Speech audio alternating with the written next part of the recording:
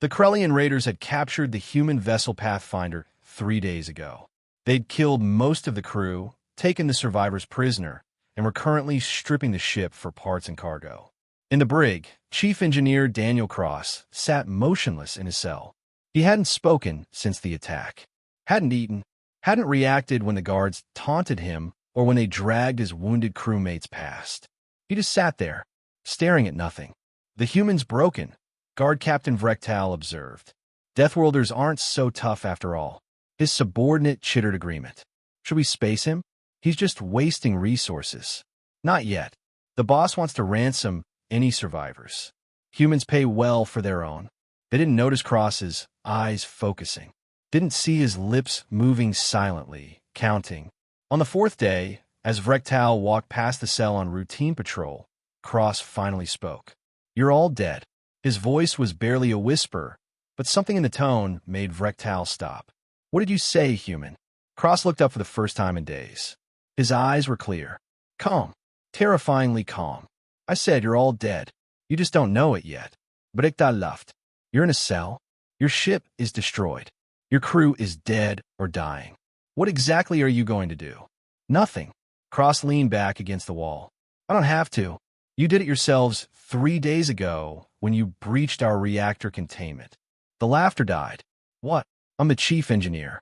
"Was. I spent 3 days calculating how long it would take." Cross checked the chrono on the wall. 72 hours, 16 minutes. "The radiation leak has been spreading through your ship's ventilation system since the moment you opened fire on us." Vrektal's scales went pale. "You're lying." "Am I?" Cross's smile was ghost-thin. "Check your crew. The ones who boarded my ship first. They're probably already showing symptoms. Nausea, bleeding from the orifices, cellular breakdown." Vrektal sprinted to the ship's medical bay. What he found made his blood freeze. 6 raiders, all critically ill, all exhibiting radiation poisoning symptoms. He returned to the brig, slamming his appendage against the cell bars. "You let this happen. You could have warned us." "Why would I?" Cross's voice remained eerily flat. "You killed my captain, my friends. You murdered 23 people who never hurt anyone." His eyes were cold as vacuum. "So I waited, calculated, made sure the radiation would spread to every deck before you realized what was happening." That's murder." "No, that's consequences." Cross stood slowly. "Human ships have fail-safes, multiple containment layers, emergency protocols. You bypassed all of them because you wanted fast access to our cargo." He walked to the cell barrier. "Congratulations. You got what you wanted, and about 48 hours to live. There has to be treatment. There is, on human medical stations. The nearest one is 6 days away at maximum burn." Cross tilted his head.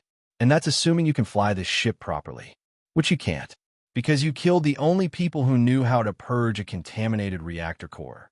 Vrektal's communication device screamed with emergency alerts. The radiation levels were spiking throughout the ship. "We'll kill you first." "Go ahead." Cross sat back down. "I'm already dead. Been dead since the moment you kill my crew. I'm just making sure I don't go alone." The raider stumbled backward, reality crashing down. His entire crew, 43 raiders, all dying from radiation they couldn't see, couldn't feel, couldn't stop. "Why are you still alive if the radiation?" "Who said I am?" Cross rolled up his sleeve, revealing the telltale signs of radiation burns. "I was in engineering when you breached containment. I got the worst dose. I got maybe 6 hours." He smiled again, hollow and terrible. "But that's long enough to watch you panic." Vrektal ran. Cross listened to the chaos spreading through the ship. Alarms. Screaming. Raiders realizing they'd killed themselves the moment they'd gotten greedy. He thought about his captain, about Jenkins, who'd just become a father, about young pilot officer Kim, who'd only been 23. "This one's for you guys," he whispered to the ghosts. 5 hours later, the Krellian raider ship drifted silent in space. No survivors. No rescue.